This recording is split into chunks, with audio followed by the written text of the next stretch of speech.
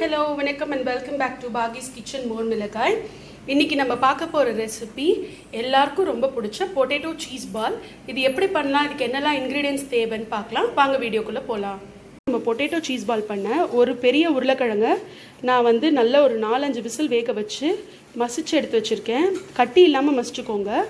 ஒரே ஒரு பெரிய வெங்காயம் வந்து ஒரு சாப்பரில் போட்டு நான் பொடியாக கட் பண்ணியிருக்கேன். இந்த அளவுக்கு பொடியாக வேணுங்கிறதுனால நான் சாப்பரில் போட்டு கட் பண்ணியிருக்கேன்.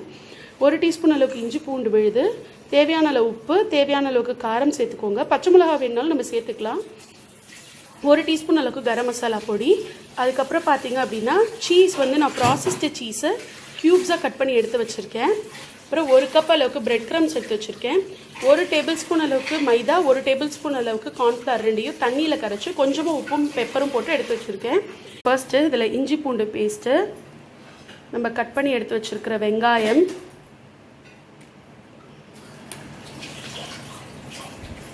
உப்பு, இந்த மசாலா பவுடர்ஸ் எல்லாத்தையுமே சேர்த்துக்கலாம். உப்பு கொஞ்சம் கம்மியாகவே போடுங்க, ஏன்னா சீஸ் உள்ளேயும் உப்பு இருக்கும். அதனால் ஃபர்ஸ்ட் இதெல்லாம் நல்லா மிக்ஸ் பண்ணிக்கலாம். இப்போ பாருங்கள், இந்த அளவுக்கு நல்ல இதுவாயிடுச்சு. நான் ஒரே 1 டீஸ்பூன் அளவுக்கு மட்டும் மைதா சேர்த்துக்கிட்டேன், கரெக்டாக இருக்கும். இப்போ நான் அதை வந்து குட்டி குட்டி பால்ஸாக பண்ணிவிட்டு அது அந்த ஒரு பால்குள்ளேயும் சீஸை வந்து ஸ்டஃப் பண்ண போகிறேன். ஒரு கையில் பண்ணுறதுனால நான் எப்படி காட்டுறது. இப்போ பாருங்கள், இப்படி பண்ணிட்டேன்னா இது உள்ள ஒரு கேப் க்ரியேட் பண்ணிட்டு இந்த 1 க்யூப் சீஸையும் அதில் வச்சுட்டு நல்லா க்ளோஸ் பண்ணி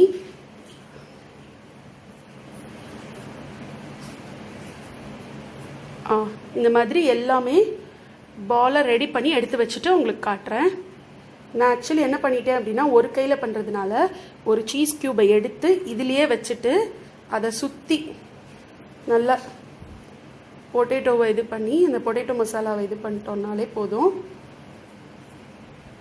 வெளியில் வராத அளவுக்கு, சீஸ் வெளில வராத அளவுக்கு அதை நல்லா க்ளோஸ் பண்ணிக்கோங்க. நம்ம எல்லா பொட்டேட்டோ சீஸ் எல்லாம் உள்ளே வச்சுட்டு பொட்டேட்டோ பால்ஸ் ரெடி பண்ணிட்டோம். இப்போ இந்த மைதா டிப்பிங்கில் இதை போட்டுட்டு அப்படியே இந்த பிரெட் க்ரம்ஸில் கோட் பண்ணி நல்லா எல்லா பக்கமும் இந்த பிரெட் க்ரம்ஸ் கோட் ஆகிற மாதிரி கோட் பண்ணி பாலை இது பண்ணிக்கோங்க. பண்ணிவிட்டு ஒரு பிளேட்டில் எடுத்து வச்சுக்கோங்க. மைதாவில் டிப் பண்ணுங்க. மறுபடியும் பிரெட் க்ரம்ஸில் போட்டுட்டு கோட் ஆயிடுச்சுல, இப்போ திருப்பி இதை மைதாவில் போடுங்க. போட்டுட்டு திருப்பி பிரெட் க்ரம்ஸில் போட்டு கோட் பண்ணிக்கோங்க. டபுள் லேயர் ஃபார்ம் ஆகும். நல்ல கிறிஸ்பாக இருக்கும் அவுட்டர். இதே மாதிரி நான் எல்லாமே பண்ணிவிட்டு உங்களுக்கு காட்டுறேன்.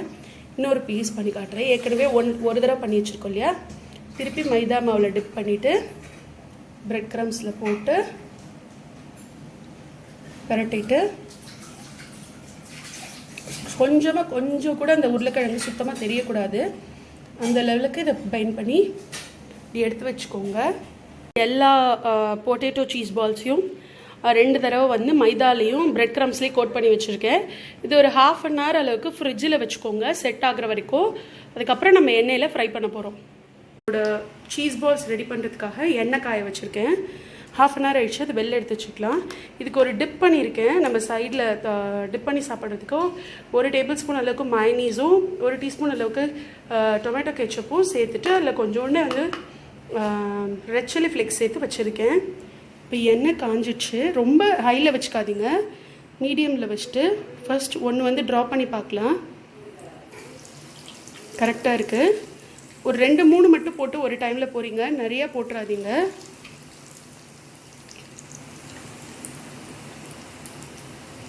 நம்ம ஒரு 1/2 அன் ஹவர் ஃப்ரிட்ஜில் வச்சதுனால இது நல்லா செட் ஆகிடும். அந்த பிரெட் க்ரம்ஸோட அந்த இது வந்து நீங்கள் இதை வந்து ஒரு பார்ட்டிக்கெலாம் ஸ்டார்டர் மாதிரியும் பண்ணலாம். அப்போ என்ன, ஒரு 2 நிமிஷம் கழித்து இதை டிஸ்டர்ப் பண்ணுங்கள். அது வரைக்கும் டிஸ்டர்ப் பண்ணிடாதீங்க, ஏன்னா இதுவாகி வந்துடும். அப்போ என்ன பண்ணலாம் அப்படின்னா, இது வரைக்கும் பண்ணோம் இல்லையா, அந்த ஃப்ரிட்ஜில் வைக்கிற ஸ்டெப் வரைக்கும் நீங்கள் பண்ணிவிட்டு ஃப்ரீசரில் கூட வச்சுக்கலாம். ஒரு 2-3 டேஸ்க்கு நல்லாயிருக்கும். எப்போ வேணுமோ அப்போ எடுத்து சட்டுன்னு பொரிச்சிட்டு மட்டும் நம்ம வந்து சர்வ் பண்ணிக்கலாம். கொஞ்சம் டிஸ்டர்ப் பண்ணாதீங்க, ஒரு 1 மினிட் வெயிட் பண்ணிவிட்டு டிஸ்டர்ப் பண்ணலாம். இப்போ ஒரு 1 மினிட் ஆயிடுச்சு. நான் வந்து கொஞ்சமாக எண்ணெயில் மூவ் பண்ணி விட்டுக்கிறேன். நல்ல கோல்டன் கலரில் ரெண்டு சைடும் பொரியிற வரைக்கும் வெயிட் பண்ணிக்கலாம். கோல்டன் கலர் ஆயிடுச்சு. இப்போ நம்ம எண்ணெயிலேருந்து இதை எடுத்துட்டு நான் அடுத்தது இன்னொரு 2 சேர்த்துக்க போகிறேன். 3 போட்டேன் இல்லையா, ஒன்று சீஸ் வெளியில் வர ஆரம்பிச்சிச்சு. எண்ணெய் ரொம்ப சூடாக இல்லாத மாதிரி பார்த்துக்கோங்க. 2 ஆட் பண்ணிக்கலாம். பாருங்கள், அடுத்த 2 கோல்டன் ப்ரௌன் ஆயிடுச்சு. எடுத்துட்டு எப்படி சர்வ் பண்ணலான்னு பார்க்கலாம். இந்த ஒன்று மட்டும் ஆட் பண்ணிடுறேன். இப்போது நம்மளோட டேஸ்டியான பொட்டேட்டோ சீஸ் பால்ஸ் ரெடி ஆகிட்டு. இப்போ நான் இதை ஓப்பன் பண்ணி காட்டுறேன். நல்லா சுட சுட இதை சர்வ் பண்ணுங்கள்.